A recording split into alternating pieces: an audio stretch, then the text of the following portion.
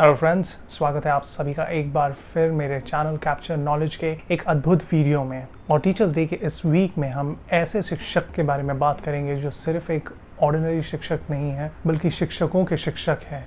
और वो ऐसे महान शिक्षक हैं, उनके ज्ञान ने सिर्फ भारत को ही नहीं बल्कि पूरे विश्व को प्रभावित किया है। कई लोग उन्हें वासुदेव कहते हैं, तो कई लोग उन्हें माखन चोर कहते हैं, और कई लोग तो उन्हें गाय चराने वाला ग्वाला भी कहते हैं। जी हाँ दोस्तों, आपने सही गेस किया होगा। हम बात करने जा रहे हैं भगवान श्री कृष्ण की, उनकी टीचिंग्स के बारे में। ये वो टीचिंग्स होंगी जो भगवान श्री कृष्ण ने अर्जुन को महाभारत के टाइम पे ही नहीं बल्कि आज कलयुग में भी हमें दी है। कृष्ण की शिक्षा न सिर्फ उस जमाने में महत्वपूर्ण थी बल्कि आज के जमाने में भी उनकी शिक्षा हमें जीवन में चुनौतियों और कठिनाइयों का सामना करने का मार्ग दिखाती है। भगवान कृष्ण ही ऐसे शिक्षक हैं जिनकी टीचिंग्स हर युग में प्रभावशाली रही हैं। आज के समय में कई नोन पर्सनालिटीज जैसे कि साइंस की फील्ड से हो, टेक्नोलॉजी के फील्ड से हो, पॉलिटिक्स में हो, हर किसी ने कहीं ना कहीं कृष्ण के ज्ञान से प्रेरणा ली है। तो चलिए कृष्ण की टीचिंग्स को और उनके ज्ञान को आज के युग में समझते हैं। भगवान कृष्ण का ज्ञान 3 मूल प्रिंसिपल्स पर आधारित है। सबसे पहला सिद्धांत है कर्म सिद्धांत, जिसमें वो बताते हैं कि हमें अपना कर्तव्य करते जाना चाहिए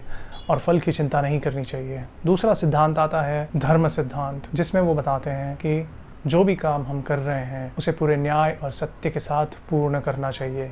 और आखिर में आता है तीसरा सिद्धांत, जिसे हम भक्ति कहते हैं। उसमें वो बताते हैं कि अपने मन को हमेशा ईश्वर की शरण में रखना चाहिए।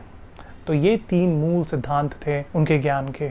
कृष्ण ने अर्जुन को भगवद गीता के माध्यम से कर्म योग का ज्ञान समझाया, उसका महत्व समझाया। उन्होंने उनसे युद्ध भूमि में कहा कि तू अपना कर्म कर, फल की चिंता मत कर। ये जो प्रिंसिपल था ये उस टाइम पे अर्जुन के लिए ही नहीं था सिर्फ, बल्कि आज के ज़माने में भी हम ह्यूमन बीइंग्स के लिए बहुत ज़्यादा इम्पोर्टेंट रखता है ये जो प्रिंसिपल है कि अपना काम करते जाना चाहिए, हमें फल की चिंता नहीं करनी चाहिए।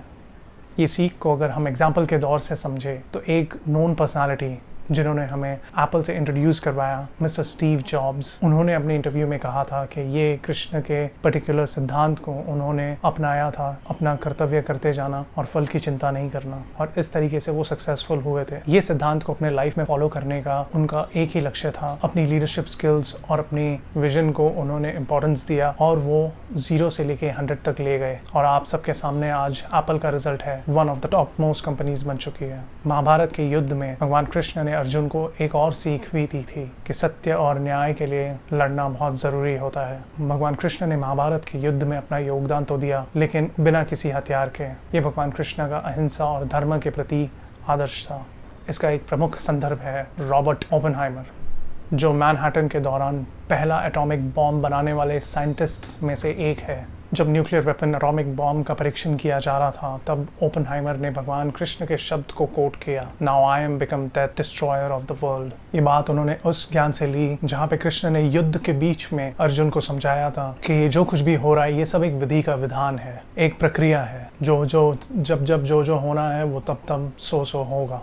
भगवान श्री कृष्ण एक महान गुरु या सिर्फ एक योगी नहीं थे, वो एक पॉलिटिकल एडवाइजर भी थे। भगवान कृष्ण ने महाभारत का युद्ध शुरू होने से पहले कौरवों और पांडवों को राजनीति और युद्ध का महत्व समझाया। उन्होंने अपने उपदेश से ये समझाया कि राजनीति में सत्य और धर्म का पालन कितना ज़रूरी है। उनकी ये सीख आज भी प्रभावशाली है। महात्मा गांधी जो इस चीज़ का सबसे बड़ा एग्जाम्पल है, जिन्होंने भगवान श्री कृष्ण के अहिंसा के प्रिंसिपल से ये प्रेरणा ली, उन्होंने समझाया सबको कि भगवान श्री कृष्ण के ये जो प्रिंसिपल्स थे उन्होंने ब्रिटिशर्स के अगेंस्ट जो लड़ाई वो कर रहे थे उसमें बहुत ज़्यादा योगदान दिया। इन प्रिंसिपल्स ने उनका बहुत ज़्यादा साथ दिया। कृष्ण ने भगवद गीता के माध्यम से अपने भक्तों के लिए जो भी ज्ञान या योग बताया वो आज भी स्पिरिचुअल वर्ल्ड में बहुत ज़्यादा प्रभावशाली है। भक्ति का मतलब उन्होंने समझाया कि अपना मन और विचार को एकाग्रता से ईश्वर के शरण में रख देना और पूरी श्रद्धा से और पूरे विश्वास से ईश्वर के बताए हुए मार्ग पर चलना।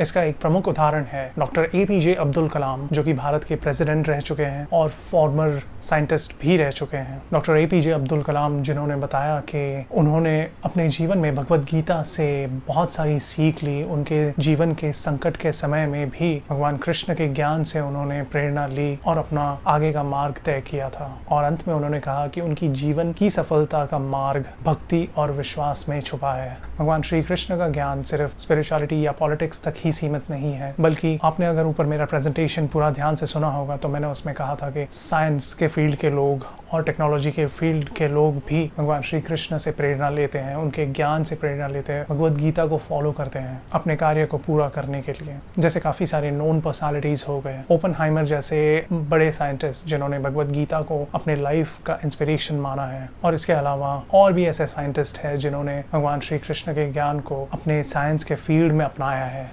इलॉन मस्क, जो दुनिया के सबसे आगे सोचे जाने वालों में से एक हैं, उन्होंने भी भगवद गीता और कृष्ण के कर्म योग के प्रिंसिपल को अपने विजन का एक आधार बनाया है। तो ये सारा पॉइंट प्रूव करने का मतलब ये था कि कृष्ण भगवान के जो ये टीचिंग्स है वो हर एक युग में प्रभावशाली हैं, चाहे वो त्रेता हो, द्वापर हो या कलयुग हो।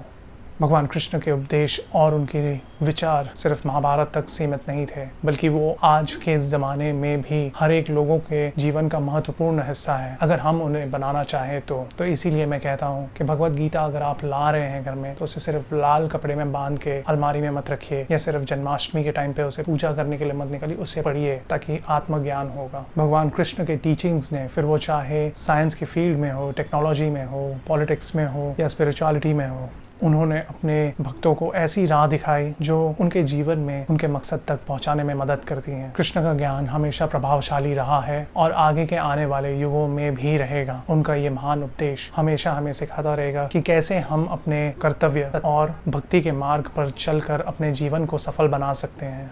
तो दोस्तों, एक सा टॉपिक था जो भगवान श्री कृष्ण के टीचिंग्स के बारे में था।